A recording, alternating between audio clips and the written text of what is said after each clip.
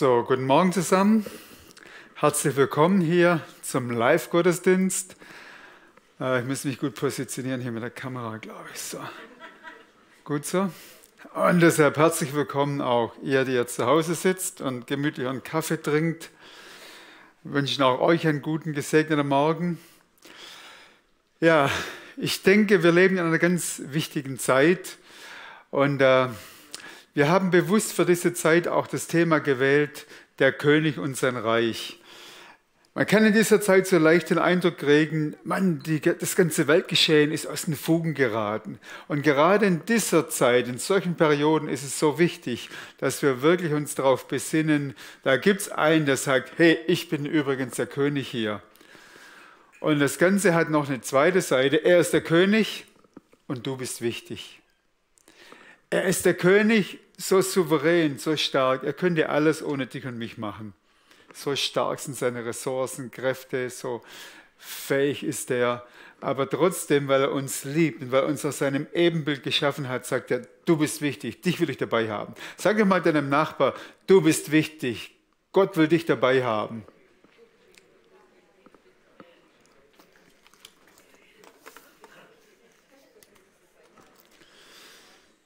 Du bist wichtig, Gott will dich dabei haben, wie er seine Regierung auf dieser Erde weiterhin zum Manifestieren bringt und weiter damit, dass es sich ausbreitet. Vor einer Woche hat der Micha hier gepredigt über die Manifestation des Reiches Gottes und das war eine beeindruckende, starke Botschaft, die Micha hier uns präsentiert hat, wo es darum ging, der König regiert, aber er regiert nicht so als wie die weltlichen Regenten, die ihre Krone hochheben und sagen, bewundert mich, Jesus war der König, der die Dornenkrone getragen hat und damit zum Ausdruck gebracht hat, Leute, ich bin für euch, ich will das Beste für euch, ich will, dass ihr leben könnt, ich will, dass ihr frei seid. Und wir leben in einer Zeit, glaube ich, wo Jesus uns das ganz neu sagen wird. Ich will dieser Welt zeigen, dass diese Welt mir nicht gleichgültig ist. Denk doch mal kurz drüber nach. Nachbarn, Verwandte, Arbeitskollegen. Kennst du jemanden, der Jesus noch nicht kennt? Kennst du jemanden, der in einer Situation ist, persönlich, oder in der Familie, beruflich, finanziell, der wirklich Hilfe vom Himmel braucht? Denk mal kurz drüber nach und stell dir konkrete Personen vor Augen.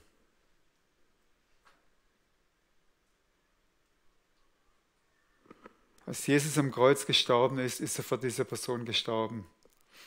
Als Jesus am Kreuz geschrien hat, es ist vollbracht, ist er für diese Person gestorben, die dir wahrscheinlich momentan vor Augen stand. Was sind Gottes gute Gedanken für diese Person? Er will, dass diese Person gerettet wird, so sagt es das Wort Gottes. Gott will, dass alle Menschen gerettet werden, sie zur Erkenntnis der Wahrheit kommen. Das ist Gottes Herzschlag. Dafür hat Jesus sein Leben gegeben. Dafür war Jesus gehorsam im Garten Gethsemane, hat den Kelch genommen, ist nicht weggerannt. Dafür war Jesus, als er am Kreuz hing und die Leute gespottet haben, gehorsam bis zum letzten Atemzug.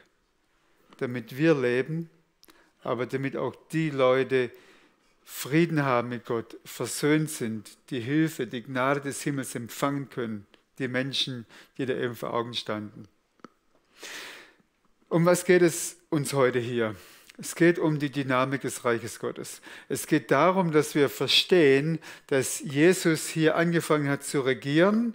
Und wir hatten die Timeline vor ein paar Wochen. Die Regierung hat angefangen und die Regierung breitet sich dynamisch aus, ist aber noch nicht vollendet. Das heißt, wir werden nicht sehen, dass alle Menschen gerettet werden. Wir werden nicht sehen, dass alle geheilt werden. Wir werden nicht sehen, dass alle Probleme gelöst werden. Das ist nicht Gottes Agenda für diese Zeit.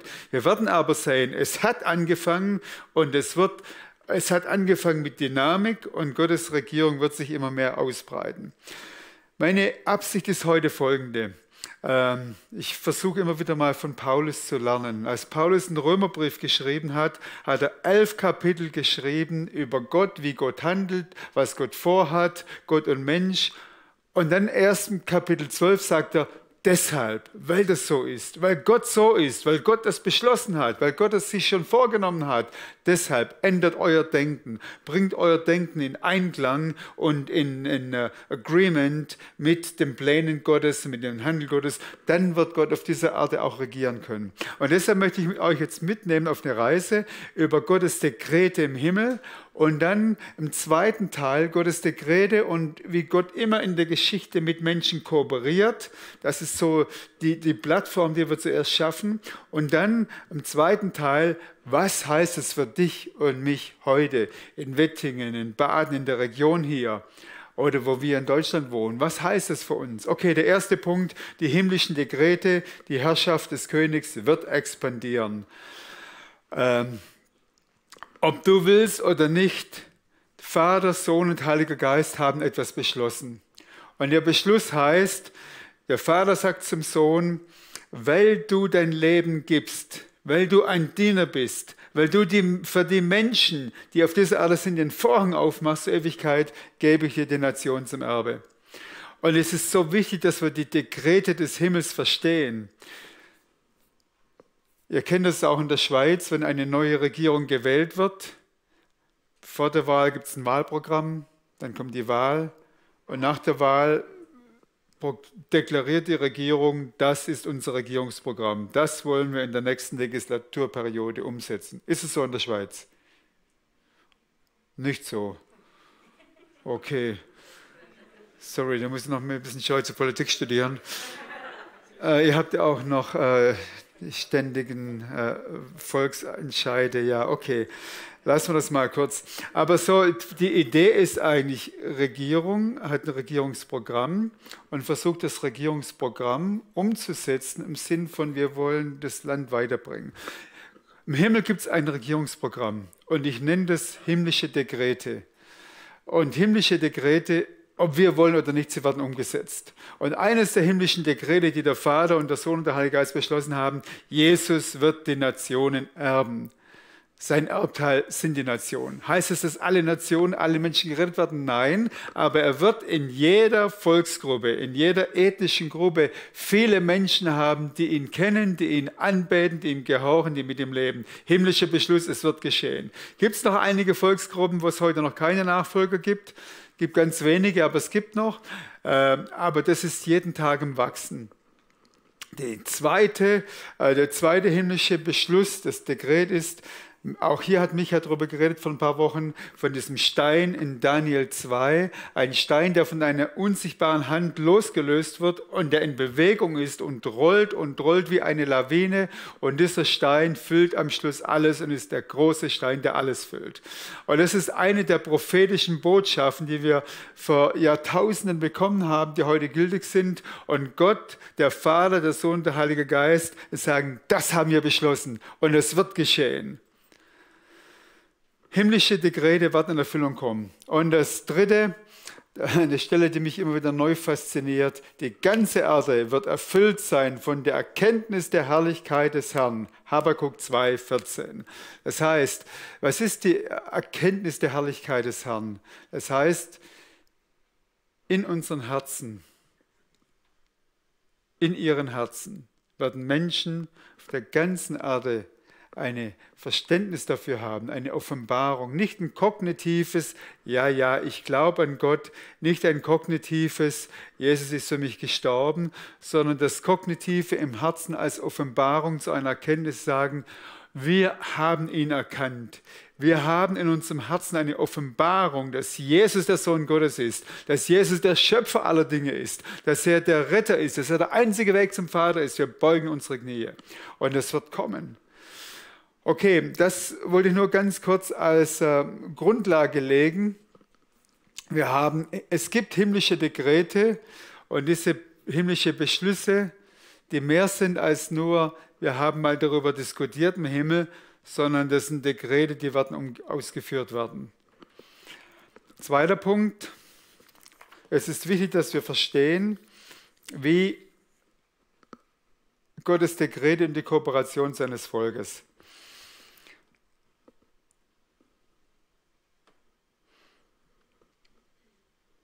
Gott hat zu Mose gesagt, ihr seid das Volk meines Bundes, ich mache den Bund mit euch, ich bin euer Gott, ich bin treu, aber wenn ihr untreu seid, dann wird es geschehen, dass ihr in Gefangenschaft geht.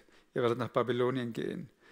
Und sie kamen nach Babylonien. Und Gott hat damals schon zu Mose gesagt, aber ich bin der treue Gott. Ich bin der Gott des Bundes. Auch wenn ihr untreu seid, ich hole euch wieder zurück nach Babylonien. Und dann hat er das durch Jeremia bestätigt.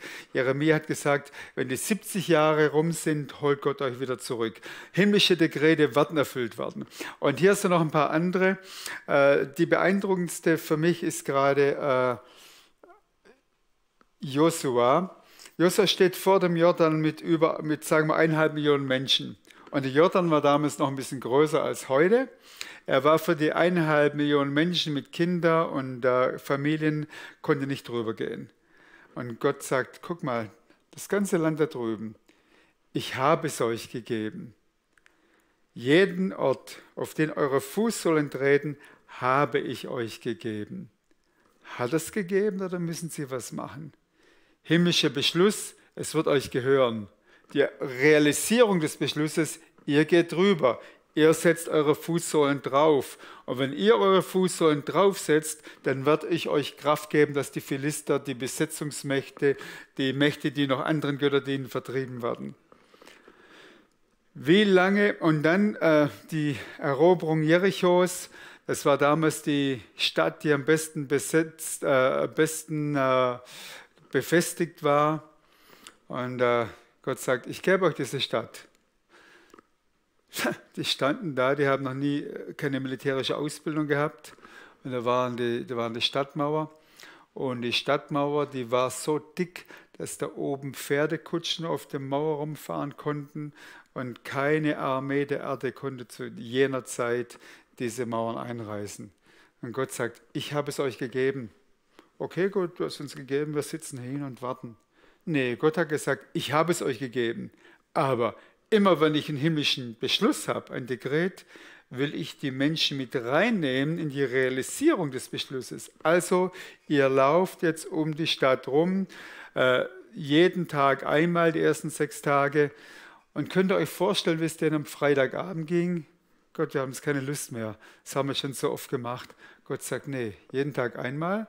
Okay, Gott, es ist Freitagabend und jetzt kommt der Samstag. Und jetzt 7-mal rumlaufen. Manche haben gedacht, hat es wirklich einen Sinn? Aber versteht ihr, weil Gott gesagt hat, ich gebe es euch. Und die Kooperation heißt, ihr müsst nur 7-mal noch rumlaufen am letzten Tag. Und wenn ihr rumlauft und die Trompeten blast, und das war wichtig, ne? Der Trompetensound war, wir deklarieren, dass ein König mit uns ist. Wir deklarieren, dass der König aller Könige uns diese Stadt gegeben hat. Und dann sind die Mauern eingefallen. Eroberung Jerichos, Kooperation, himmlische Dekrete, ich habe euch die Stadt gegeben, ihr lauft rum, dann fallen die Mauern ein und dann könnt ihr Beute machen. Und dann lesen wir in Josua 18 eine spätere Zwischenbilanz zur Zeit Josuas. Wie lange wollt ihr noch zögern, hinzugehen und das Land in Besitz zu nehmen, das der Herr euch gegeben hat? Obwohl sie diese Wunder erlebt haben. Sie haben erlebt, wie der Jordan zum Stoppen kommt, Wasser abfließt, hier eine Mauer. Sie haben erlebt, wie Jericho einfällt. Und sie haben erlebt, wir gehen darüber. Und Gott gibt uns Gnade und Gunst und hilft, dass die Philister besiegt werden. Trotzdem, irgendwann haben sie gesagt, ja, das ist jetzt so, wie es halt ist. Das haben wir schon jeden Tag gemacht. Das haben wir schon einige Jahre gemacht. Ein paar Philister lassen wir halt noch. Gott hat einen anderen Dekret gefasst. Gottes Dekret sagt, das ganze Land heißt, setzt eure Füße in die Täler, die Höhen, und wenn ihr eure Füße draufsetzt, werde ich euch den militärischen Sieg geben und werde die Feinde vertreiben. Was lernen wir daraus? Gott ist treu, Gott ist souverän, Gott ist heilig, Gott lügt nicht. Die Dekrete, die er an Liebe erfasst hat, diese Dekrete, sie werden umgefüllt werden. Er liebt uns so sehr, dass er sagt, mit euch zusammen. Ich bin der, der die Ressourcen hat, ich bin der, der wirkt, aber ihr müsst eure Füße draufsetzen. So viel zu dem ganzen Thema himmlische Dekrete und die Kooperation des Gottesvolkes. Und jetzt kommen wir zum wichtigen Teil, nachdem wir das... Ist es so für euch Konsens? Wer von euch glaubt an himmlische Dekrete, dass Gott im Himmel Dinge beschlossen hat, die er umsetzen wird? Wer von euch glaubt es? Wer von euch glaubt an die Kooperation? Und jetzt wollen wir uns das angucken mit den Augen des neuen Bundes. Mit den Augen des neuen Bundes, das Expandieren, die Dynamik der Königsherrschaft heute. Zuerst, diese Dinge zu wissen, das ist wichtig, das gibt Glaube. Der Glaube kommt aus dem Wort, der kommt nicht aus irgendwelchen guten Gefühlen. Und unser Auftrag ist, geh. Ich glaube, die Kraft des Evangeliums, das Evangelium ist eine gute Botschaft von einem Herrschaftswechsel. Und ich glaube, die Kraft dieser guten Botschaft, dass die Herrschaft auf diese Erde gewechselt ist, die wird freigesetzt, wenn wir gehen. Ich habe in meinem Leben immer wieder solche Erfahrungen gemacht. Eindrückliche Erlebnisse waren, als ich als Student damals losgegangen bin. Ich saß an meinem Schreibtisch und Gott sagt, geh zu den Studenten, die mich nicht kennen. Und wo sind die Studenten am Freitagabend zu der Zeit? In den Pubs. Ich bin hingegangen, November, es war ein kalter Abend, Nebel, ich bin ins Pub gegangen. Es war ein Platz, wo ich 2 Jahre vorher, als ich noch nicht Christ war, da hätte ich mich auch aufgehalten. Es war laute Musik, damals hat man so die Musik gehört, laut, es war verraucht, man konnte kaum den anderen sehen.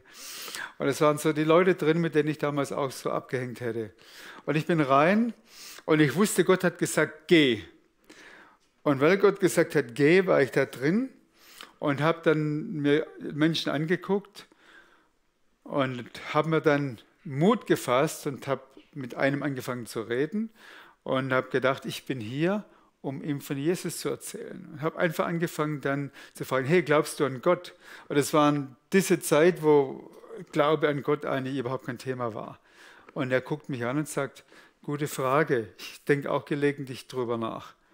Und es war der Startschuss, dass wir ein paar Monate später, dann habe ich einen Freund mitgenommen und dann deren Freund, nach ein paar Monaten waren wir 20 Leute, die regelmäßig in verschiedene Pubs sind in Tübingen. Und ich kann euch sagen, das hat mein Leben damals ganz stark geprägt. Das war das Geh. Wenn ich nicht gegangen wäre, hätte ich was verpasst in meinem Leben. Ich hätte verpasst, die Leute haben sich nicht bekehrt damals. Jahre später vielleicht Einzelne, ja. Aber ich denke, das Entscheidende ist nicht, dass wir einfach sagen, wir gehen nur, wenn sich Menschen bekehren. Ich denke, das Entscheidende ist, dass wir sagen, Gott hat gesagt, geh.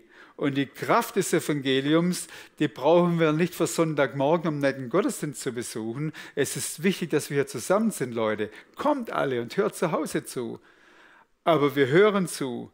Wir kommen hierher, um ermutigt zu werden, um einander wahrzunehmen und um von Gott neu zu hören, was er von uns will in dieser Zeit. Und Gott hat Werke vorbereitet für jeden von uns für diese Zeit. Gott hat Werke für uns vorbereitet, für Grützpunkt für diese Zeit. Und deshalb sind wir hier zusammen, um das neu zu hören und jeder persönlich von Gott zu hören, was hast du für mich vorbereitet? Was ist mein Platz in diesem Ganzen? Das Geh, wie das Geh für dich hier und jetzt aussieht, weiß ich nicht. Jeder ist herausgefordert, zu fragen, Gott, wo sind Menschen, die dich noch nicht kennen? Wie kann ich ihnen begegnen? Meine Frau in ihrem Beruf hat die letzten Monate viele solche Erfahrungen gemacht. Sie hat bewusst gesagt, Gott, geh du voran, bei jedem Kontakt, den ich habe. Und bei wichtigen Kontakten die letzten Monate kam sie mit Atheisten, mit Moslems, mit anderen Leuten, zu jedem zum Gespräch. Gott, die Leute haben ihr Herz geöffnet. Weil es ist erstaunlich, wie Menschen sich öffnen. Und ich glaube, das Evangelium wird für uns, die wir schon jahrelang mit Jesus unterwegs sind, eine neue Frische, eine neue Begeisterung, eine neue Dynamik erleben, wenn wir das kapieren. Evangelium ist eine Geh-Mentalität. Dass der Vater zum Sohn gesagt hat, geh auf die Erde. Da ist Jesus, hat die himmlische Herrlichkeit zurückgelassen, kam auf die Erde, hat die Komfortzone zurückgelassen, hat enge Verhältnisse angenommen und dadurch konnten wir Gott kennenlernen. Die Dynamik, die Essenz des Evangeliums ist die gleiche geblieben. Geh raus, Abraham, geh raus aus Ur als Chaldea. Lass diese festgefahrenen Denkweisen zurück. Geh dorthin, wo ich dich bringe. Jesus hat die himmlische Herrlichkeit zurückgelassen.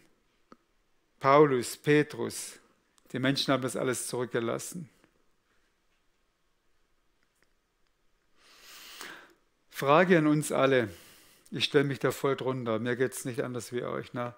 Ich muss mich immer wieder mal fragen, will ich die Kraft des Evangeliums, die lebensverändernde Kraft des Evangeliums neu erleben?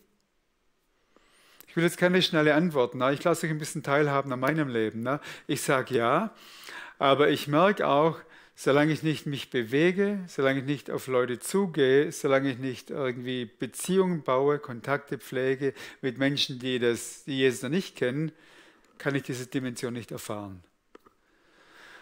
Und ich merke, wenn jemand, so wie ich und wahrscheinlich viele von uns, lange in der Kirche sind, haben wir meistens unsere besten Freunde auch im kirchlichen Kontext. Und das ist gut so. Aber das ist nicht das ganze Evangelium. Teil des Evangeliums ist, wir sind gerettet, wir sind versöhnt mit Gott, wir haben Freunde in der Kirche, es ist schön, es ist alles gut, richtig. Und jetzt kommt der dritte Aspekt. Weil wir mit Gott versöhnt sind, weil wir Frieden haben, weil wir die Gewissheit haben des ewigen Lebens, weil wir Freunde haben, sagen wir, und jetzt, da gibt es noch 97% der Bevölkerung, die das noch nicht kennen. Geh. Das Evangelium ist eine Geh-Botschaft. Das Evangelium ist ein Geh-Auftrag. Das Evangelium hat eine DNA, eine Geh-DNA. Ich glaube, wir stehen an einer Schwelle hier in Mitteleuropa, wo Gott unsere Aufmerksamkeit möchte und sagt, schaut doch einmal hin, was ich euch alles gegeben habe. Schaut diesen Reichtum an von Versöhnung, Gewissheit des ewigen Lebens, Zugang zu meinem Thron. Das ist der größte Reichtum, den es heute gibt. Und auch wenn wir wirtschaftlich manche Veränderungen auf diesem Globus sehen werden in den nächsten Jahren, Politik, Wirtschaft, wir werden manche Veränderungen erleben. Gerade deshalb ist das Unerschütterliche, nämlich die Regierung von Jesus, so wichtig, dass wir uns auf diese Regierung von Jesus, auf das, was er ist, was er vorhat, seine Dekrete, auf das, was wir miteinander haben, was wir miteinander bewegen können, dass das Realität wird, dass es Existenz wird. Und es kann mit kleinen Dingen anfangen, ja? Weil ihr seht unten den Gabenzaun. Es ist eine kleine Sache, aber ich glaube, solche Aktionen drücken was aus. Die drücken aus, es ist uns nicht gleichgültig, dass es arme Menschen um uns herum gibt. Es ist ein kleiner Beitrag, aber ein wichtiger Beitrag. Und wir können, wenn wir da unten was hinhängen, für jede Tüte beten und sagen, Vater, wenn jemand diese Tüte in die Hand nimmt, lass diese Person spüren, dass es mehr ist als Reis und Mehl und Zucker. Lass diese Person spüren, dass da die Liebe Gottes kommt. Lass uns die Möglichkeiten, die wir haben, ausnützen. Okay, und jetzt kommen wir zum vierten Punkt. Gottes Dekret. Praktische Anwendung. Was bringen wir? Kennt ihr Leute in eurem Umfeld, denen langsam die Hoffnung schwindet, deren Leben irgendwo depressiv, einsam ist?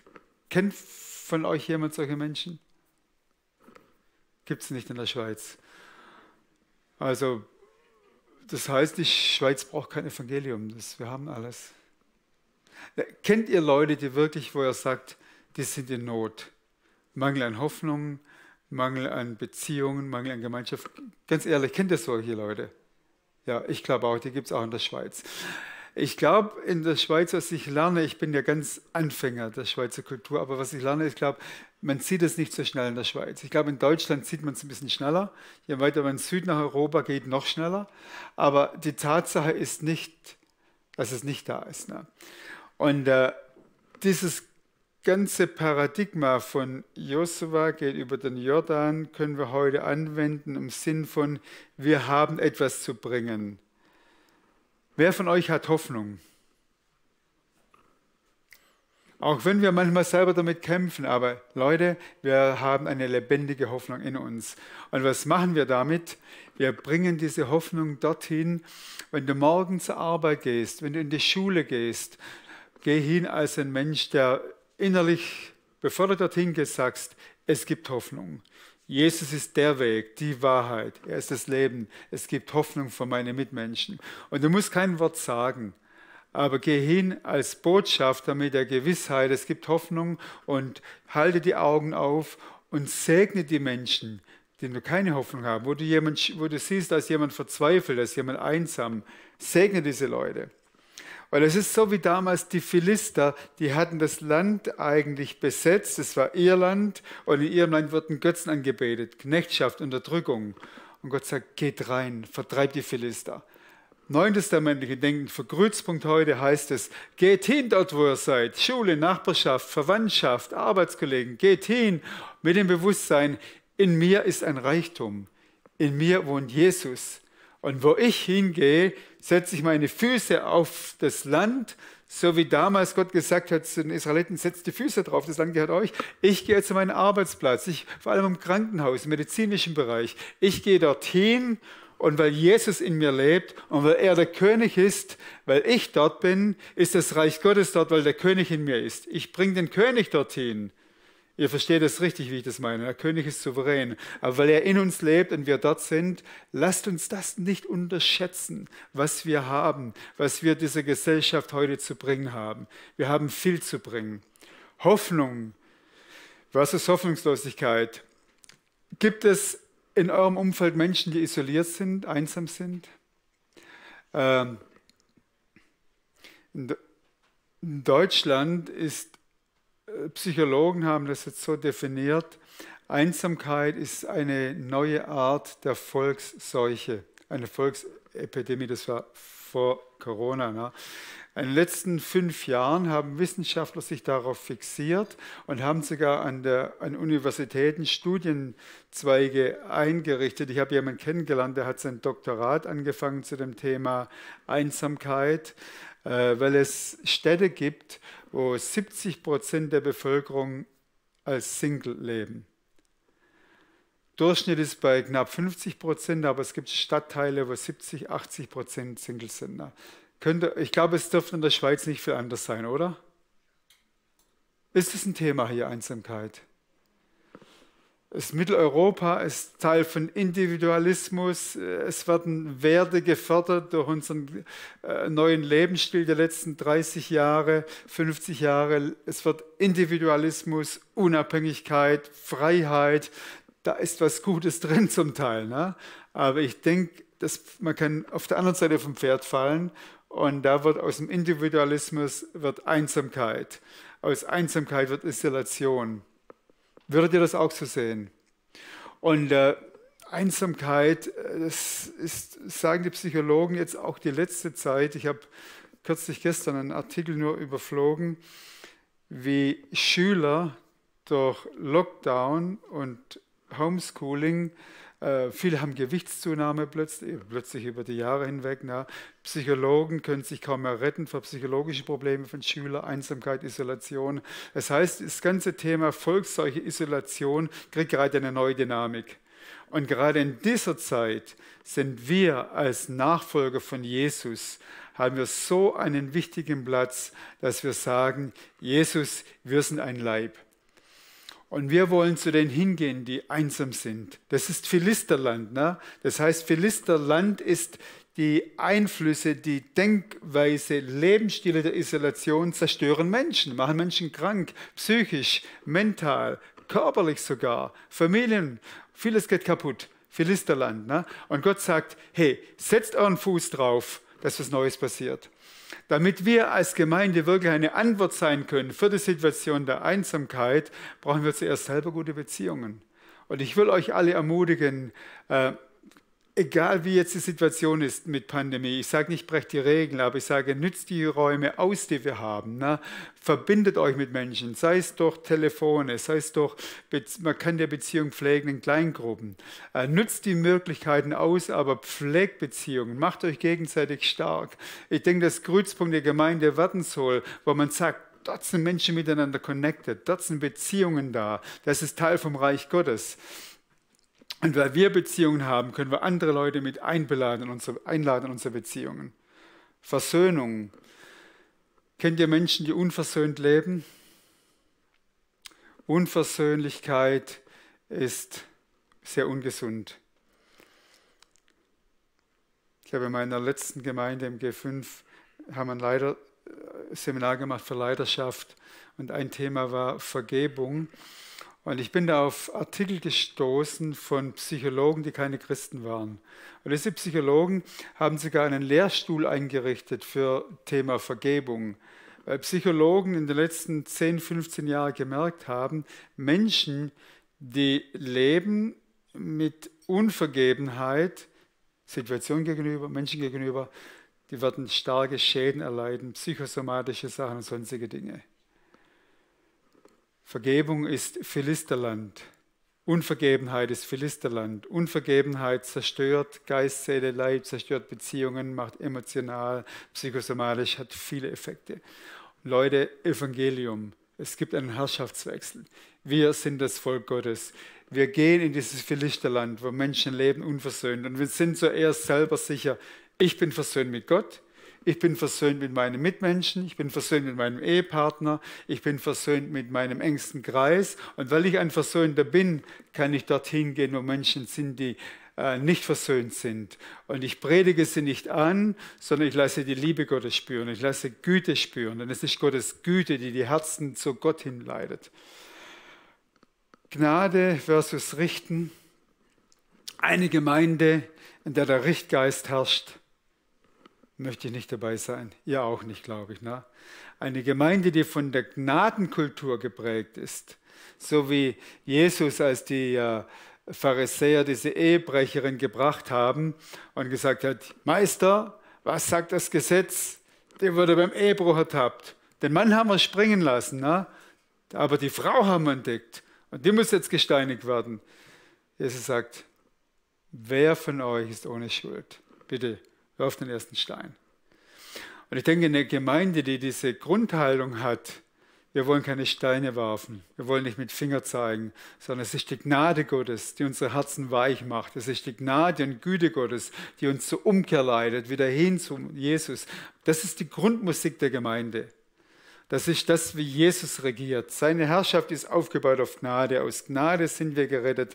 Und stellt euch vor, in den Beziehungen, die wir haben, ist Richten einfach mega out. Richten ist nicht das, was uns hilft, sondern wir lassen Gnade fließen. Wir bringen Gnade mit und Gnade heißt, dass wir Gottes Gedanken, Gott schaut uns mit Gnade an. Und Gnade heißt, wir sehen im anderen das Gute. Wir sehen im anderen das Positive. Wir sprechen positive Gedanken aus. Wir haben das kürzlich praktiziert. Wir waren im Retre mit der Gemeindeleitung. Und was war unser erster Punkt? Warme Dusche. Gnadenkultur.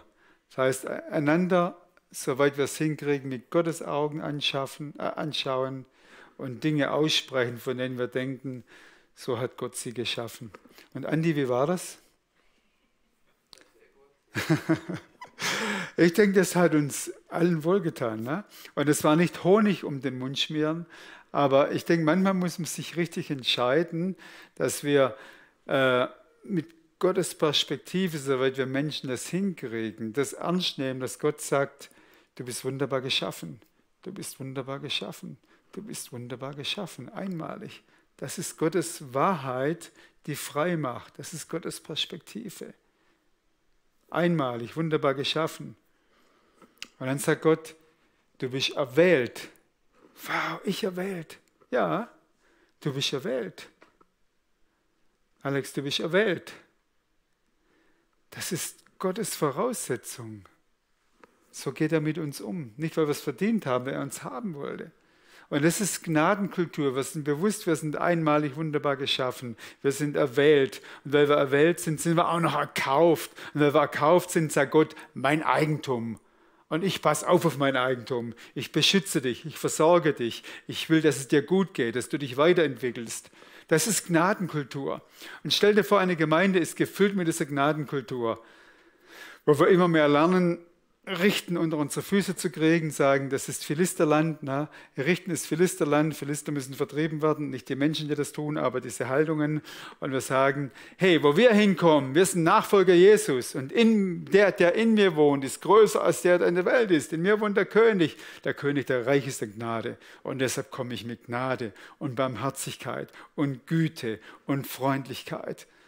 Stell dir vor, wie die Gemeinde aussieht, wenn wir bewusst uns begegnen in dieser Haltung, in Kleingruppen, Interessengruppen, Gottesdiensten und wenn wir dann das noch hinbringen dort zu den Menschen, die ihn noch nicht kennen. Praktische Anwendung, das war das Was, das Wie. Wann fangen wir damit an? Heute. Wie? Geh nach Hause heute und fang an, für eine Person zu beten. Eine Person, die Jesus noch nicht kennt. Fang an, für die Person zu beten und erwarte, was Gott dir dann zeigt. Und weil Gott seine Jünger nie als Einzelkämpfer losgeschickt hat, zweiter Punkt, such Menschen, verbünde dich mit anderen und betet gemeinsam. Betet für eine Person oder für eine Familie, aber fangt an zu beten. Und Gott sagt, wenn ihr betet, das ist die Kooperation mit ihm heute. Die Dekrete sind da, er will retten. Und er will retten, indem er sagt, geht, fangt an zu beten und wenn ihr betet, wird in euch was passieren. Wenn ihr betet, wird meine Liebe durch euch fließen. Und dann geht zu den Leuten und pflegt Kontakt mit ihnen. Ladet sie ein. Geht. Sibylle und ich, wir kennen Leute, wo wir in den letzten paar Jahren öfters über Jesus erzählt haben, Bücher verschenkt haben, Gutes gemacht haben, aber sie haben sich nicht bekehrt. Ist okay, wir können sie nicht bekehren, aber wir können Qualitätsbeziehungen bauen. Und wir merken, die Beziehungen wachsen weiter, Vertrauen wächst, Offenheit. Und das ist unser Teil, den wir so repräsentieren, wir Reich Gottes. Mit Güte, mit Freundlichkeit, mit Interesse, mit Anteilnahme. Wir repräsentieren das Reich Gottes. Und wenn Gott die Tür aufmacht, erzählen wir von Jesus. Aber wir pushen das nicht durch, sondern wir lassen den, der in uns ist, den Gott der Liebe, den Gott der Gnade, den Gott der Kraft, den Gott der Stärke, lassen wir durch uns fließen. Wir waren letztes Jahr im Urlaub, Sibylle und ich, Nilkreuzfahrt gemacht. Und da sitzt man dann so mit 3 anderen Ehepaaren an einem Tisch, wo man jeden Tag die Mahlzeiten zusammen hat. Wir kommen ins Gespräch. Und wir hatten gute Gespräche. Es waren 2 Ehepaare aus der Schweiz, wir haben uns gut verstanden, eins aus Deutschland. Und da gab es dann immer wieder mal auch Gelegenheit. Sie haben Fragen gestellt, ne? Da konnten wir über Jesus reden. Und da war ein Ehepaar, die waren nicht dabei. Die waren ein bisschen jünger als wir. Und wir haben gebetet, Sibylle und ich, haben gesagt, wir möchten, dass diese Menschen das Evangelium hören. Vielleicht haben sie es noch nie gehört. Wir sind zusammen mit dem Bus gefahren zum Flughafen, ein paar Stunden, und wir saßen ganz entspannt da und irgendwie fangen die plötzlich an, Fragen zu stellen. Und da konnten wir in der letzten Stunde, wo wir zusammen waren, noch das Evangelium erzählen. Die haben sie nicht bekehrt, aber wir waren überzeugt, dass es wichtig war für sie, an diesem Abend noch das Evangelium zu hören. Und dann sagt sie, ja, meine Schwester ist auch vor ein paar Jahren Christ geworden. Ich habe das schon mal was davon gehört. Und ich denke, in meinem Leben, Gott hat mir 7 Leute über den Weg geschickt. Na. Ich denke, wenn wir einfach bereit sind, offen sind, kann Gott aus dem eine richtige Lawine in Gang kriegen. Können wir erleben, wie hier in der Region viele Menschen ihre Knie beugen und sagen, Jesus, du bist Gott, du bist der Herr, mit ihrer Zunge das bekennen. Und das ist Gottes Agenda. Und dafür leben wir, darauf streben wir hin. Und mich, kannst du nach vorne kommen? Ja, ich denke, das ist unser Anliegen. Wie das passiert, kann ich dir nicht sagen, will ich dir nicht sagen. Wir haben uns darauf fokussiert, Gottes Prinzipien, wie er handelt, uns vor Augen zu malen. Gott hat Dekrete. Seine Dekrete sind gut. Die können wir nicht besser machen. Wir müssen Gott nicht überzeugen, besser zu werden. Das steht fest. Punkt. Es steht auch fest, dass Gott sagt, auch wenn ich es ohne euch machen könnte, ihr seid meine Freunde. Ich beziehe euch in diesen Prozess mit ein, der auf dieser Erde in dieser Phase passieren wird. So wie die Wassermassen Meeresboden bedeckt, wird Wettingen, Baden, Aargau, die Schweiz, Deutschland, Mitteleuropa erfüllt werden mit der Erkenntnis der Herrlichkeit des Herrn. Meine Freunde, sagt Jesus, mit euch möchte ich das machen. Kommt zu mir. Und als Josua dort stand, sagt Gott zu ihm, Josua, geht einfach der Bundeslade nach. Denn dort, wo er jetzt hingeht, seid ihr noch nicht gewesen. So konnte sie das Land einnehmen. Und ich denke, Gott sagt zu uns auch, geht der Bundeslade nach. Neuen Bund brauchen wir keine Kiste. Neuen Bund ist die Bundeslade, die Gegenwart Gottes, der Heilige Geist. Gott sagt zu uns, lasst euch vom Heiligen Geist führen. Dieses Gehen ist nicht die Sache, die wir machen müssen. Dieses Gehen fängt an, wenn wir in unserem Herzen sagen, Jesus, ich stehe dir zur Verfügung. Auch wenn ich mich gar nicht würdig, fähig oder sonst was fühle oder motiviert. Fang einfach an, hier bin ich Jesus. Und sag, Jesus, ich vertraue dir, dass du mich bewegen kannst, dass du bewirken kannst, dass ich mich bewege. Vielleicht Dinge, die noch aus der Vergangenheit dich festhalten, vertraue ihm. Er wird dir helfen, die zu lösen. Mach deine Schritte dazu, aber er wird dir Gnade geben. Vielleicht bist du frustriert, weil du schon oft solche Dinge versucht hast.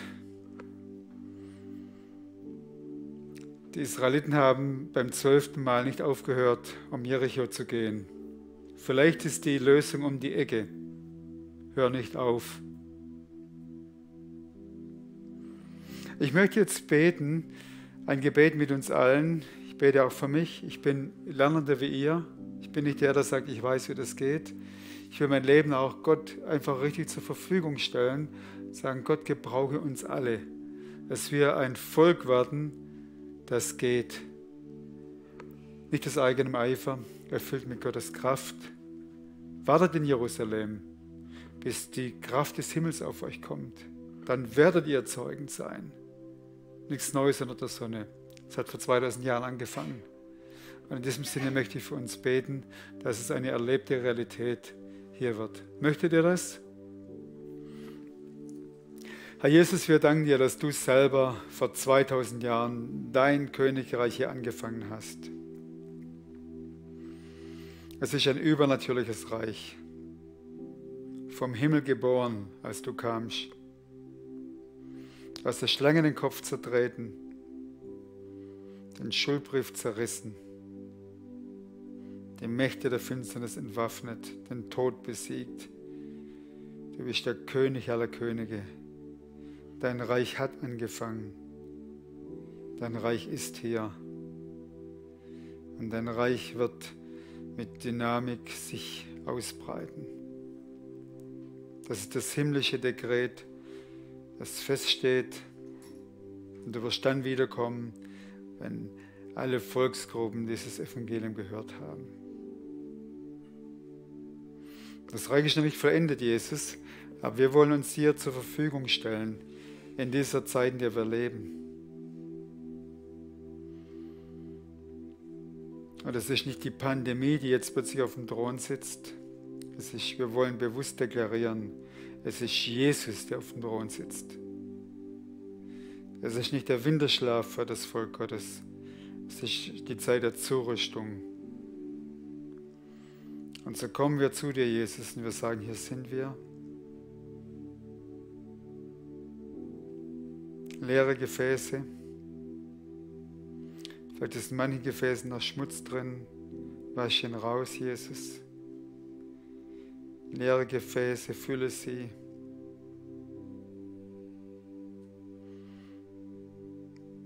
Und wir wollen auch ganz bewusst sagen, wie das damals bei Josuas Zeiten war. Dort, wo wir jetzt hingehen, in den nächsten Jahren, dort waren wir noch nicht. Aber du hast gesagt, ich leite euch in aller Wahrheit mit meinem Heiligen Geist. Du hast gesagt, ich gebe euch Dynamis vom Himmel, übernatürliche Kraft, damit ihr meine Zeugen seid. Du hast gesagt, dass du uns eins machst. Und wir wollen es dir ausliefern, dass du unsere Herzen neu zusammenbinden kannst.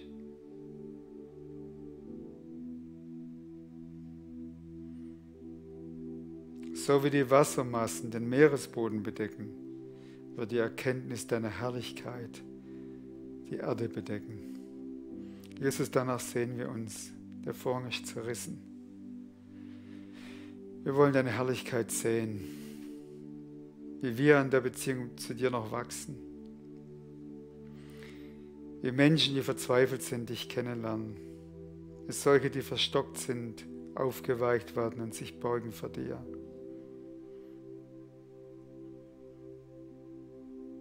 Wie solche, die verletzt sind, geheilt werden.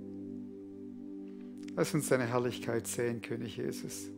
Und wir haben das ganz bewusst auch als Kreuzpunkt auf unserer Vision. Wir wollen eine Gemeinde sein, durch die die Herrlichkeit Gottes in die Region kommt und ins Land kommt. Wir wollen aber bewusst sagen, wir wollen das nicht selber tun. Wir wollen keine Programme aufstellen, um das zu tun. Du hast die Dekrete und wir können nur sagen, hier sind wir, Jesus, wir liefern uns dir aus. Lehre uns, deine Stimme besser zu hören, das sanfte Säusen deines Geistes zu hören und damit zu kooperieren. Dass wir auf den Wegen gehen können, die du vorbereitet hast. Und dein Wort sagt, dass du Werke vorbereitet hast für jeden von uns. Und ich segne jeden Einzelnen, der hier ist, Jesus, dass er an diesen kommenden Tagen und Wochen neu entdeckt, welche Werke vorbereitet sind. Und dass du uns Mut gibst und Dynamis und Freude und Verbündete, sodass wir die Werke tun können, die du vorbereitet hast. Und dann wird der Name Jesus richtig bekannt werden und gepriesen werden. Und Jesus wird viele Nachfolger haben, auch hier in dieser Region. Wir beten dich an, Jesus. Wir sagen, du bist unser König.